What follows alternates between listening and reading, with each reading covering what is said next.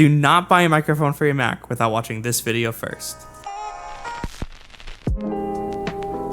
So streaming is something that's gotten infinitely easier over the past few years. Things like NVIDIA's hardware encoder NVENC and their microphone software RTX Voice really allow anyone with even the most basic of computers to put on a really great looking stream. But there's kind of a catch. It's only easy if you're on Windows.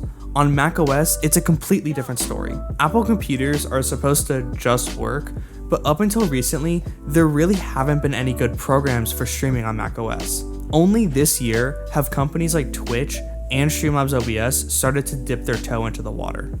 These programs that they've made for Mac are really good and allow pretty much anyone to put on a great looking stream, but there's one flaw. There's no way to capture your internal audio. If you didn't know, macOS has this weird quirk where capturing internal audio just doesn't work. So basically, you can talk to the stream and they can hear you, but they won't be able to hear what you're listening to on your computer, and that's a big problem. So there are a few hacky workarounds like the program Black Hole, but it's really not a good permanent solution, and the software solutions available are really pricey. Enter the Elgato Wave. The Elgato Wave kills two birds with one stone. A, provide a great sounding microphone, and B, allow pretty much anyone to easily mix any of their audio together into their stream. So this isn't exactly a microphone review, I'm just going to be talking about the software. If you want someone who's a lot smarter than me to tell you why you should buy this microphone for what it sounds like, I'll leave some videos below the like button and you can check them out. So while the Wavelink software is available on both Mac and PC, the architecture between the programs is really different. The Windows program is nothing like the Mac program, so if you're on Windows, then this video isn't really for you. I'm just focusing on the Mac version today. What the Wavelink software does is it lets you view all of your application's audio completely split up into individual sources. What you can do from there is completely change each application's audio level on its own. So as an example, what we can do is we can have a Spotify stream going for music and change that to what we like. And then if we're playing with one of our friends while we're playing a game and we want to hear them one way, but we want the stream to hear them another way, we can change those audio levels respectively as well. Finally, we take our gaming program, which in my case is Parsec, and we can configure that and we can mix everything together into one beautiful stream mix. Once we have the stream mix, we can add it to OBS by adding the Wavelink stream input. Or you can do what I do, and you can split your voice from the rest of the stream mix. All you do is add the Wavelink microphone as its own source and the Wavelink stream as a secondary source.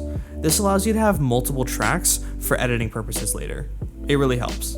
Let me make this clear. No other piece of hardware on macOS allows you to do what the Wavelink does. The Go XLR is a hardware mixer that's available on Windows, and it works really well for that purpose, but you can't even plug it in on macOS. It just doesn't work. So the Wavelink software isn't perfect.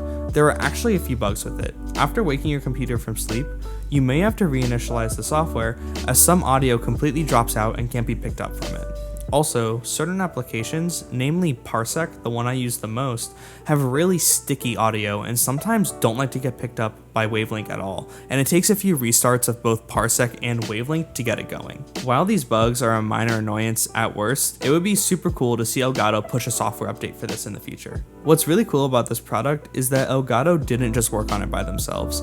They partnered with Rogue Amoeba, an audio company known for making tons of Mac-specific audio products. Rogue Amoeba actually just recently launched their own SDK called Resonant.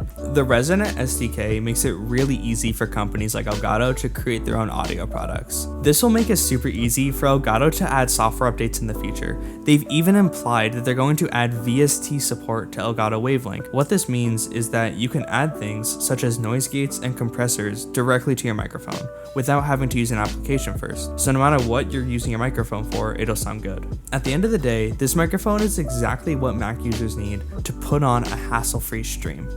Let me know down in the comments what you guys think of the Elgato Wavelink, and if you guys have any questions regarding Mac streaming, join my Discord below. I can help you out. If you enjoyed this video and you want to see more Mac streaming videos in the future, think about subscribing and I'll be able to help you out with more things. Anyways, thanks for tuning in. Catch you in the next one.